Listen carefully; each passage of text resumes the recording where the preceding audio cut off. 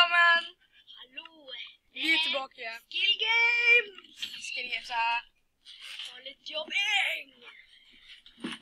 Ja, bare sånn at du vet, bare sånn at dere vet det. Se Skill Games, en toårskanal. Nei, det er chestplate med vekke. Ikke chestplate. Jeg drepte deg for mye.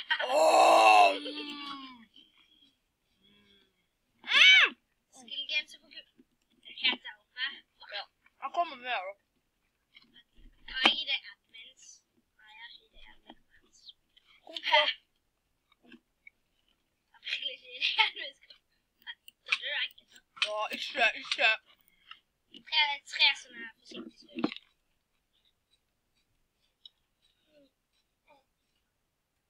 Ei! Ok. Skal vi ta isen min? Hva? Imens kan jeg underholde alle dere som sitter der på skrivebrukten. Hvis dere ikke gjør det, så er det ganske rart, dessverre. Så liker dere introen vår, liksom? Thank you! Vi fant den ikke på YouTube helt nå nettopp. Ok, vi bare fattet på sånne free sånne greier, og så brukte vi keyboardet mitt. Nei, ikke! Jeg skal ikke. Ikke? Nei, jeg har ikke bra nok timing. Timingen! Timingen! Timingen!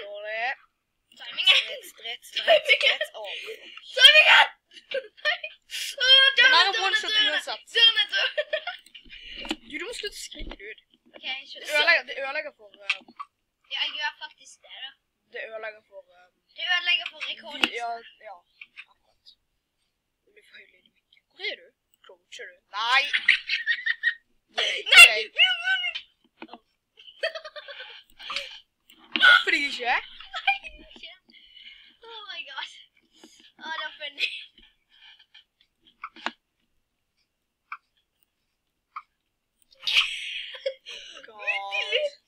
Jeg kater den midt i luften. Jeg hoppet hele tiden da.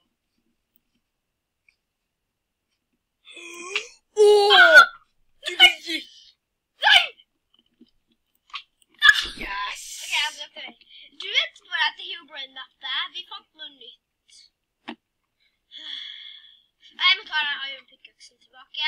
Har ikke du den? Jeg er tilbake når Iron Pickaxen er tilbake. Nei! Tilbake på games! Fett.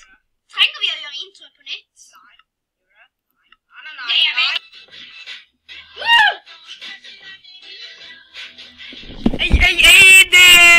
Vi er tilbake, fordi Alex bare køddet seg med den pickaxen sin.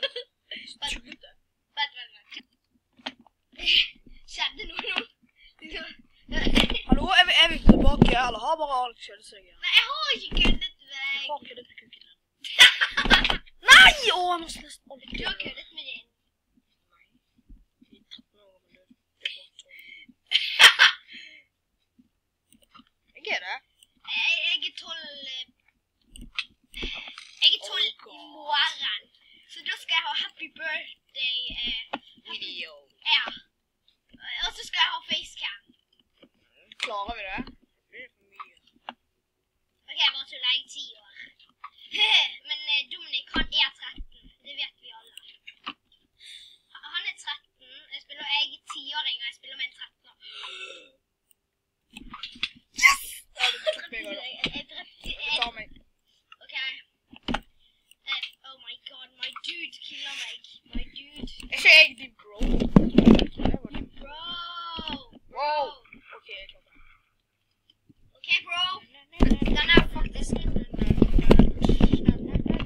Hvis vi har dette her, da er Maiken helt perfekt. Sånn, nå er Nå er han perfekt. perfekt. La oss se. Ja. Perfekt. Plassert den. Åh, god! Jeg trodde jeg skulle ta det der. Jeg trodde ikke du visste det var det.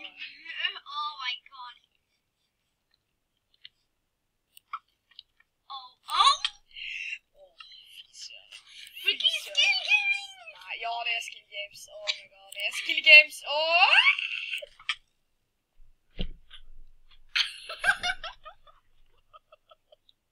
Nå har jeg trykt hoppet ned i vannet. Nå har jeg trykt hoppet ned i vannet. Det er alltid alltid trykt opp i vannet. Nå da. Det ble bare utrygt for deg. For dere som vet, meg og han er pros på kamp. Vi er pros på det. Og vi kamper helt siden bare fordi vi er It's everyday, bro. bare fordi vi er så gode, så liker vi å kampe dritmye. Jeg snakker ikke på at han Speakable liksom dårligere enn meg, eller at den tiden jeg ikke kan slåss i det hele tatt. Jeg bare mener jeg mener faktisk at Dominic kan pleie å være bedre enn meg på kampteknikker, men noen ganger på pil og bue kan jeg kanskje ha mer taktikk enn han. Men hvordan skal jeg vite det? En 10 år gammel gutt? Vi kan snakke om dette, sant? Ja, det kan vi. Når du dør. Du er virkelig plaget. Haha! Ok, jeg er virkelig så nydelig. Recording! Ok, Dominic Place ble disconnectet. Ja, her kommer jeg inn igjen nå. Jeg skal gjøre musikk nå. Fordi bare plutselig ble han disconnectet. Jeg vet ikke hvordan, jeg vet ikke hva. Jeg vet ikke hva som skjedde. Vi stay here, right? Det er det som får meg til å være redd. Jeg har klippet litt mest av tiden. Du vet, da jeg gikk ut av, da skulle jeg bare sjekke litt på hvor lang YouTube-videoen vår har vært, og plutselig bare... What?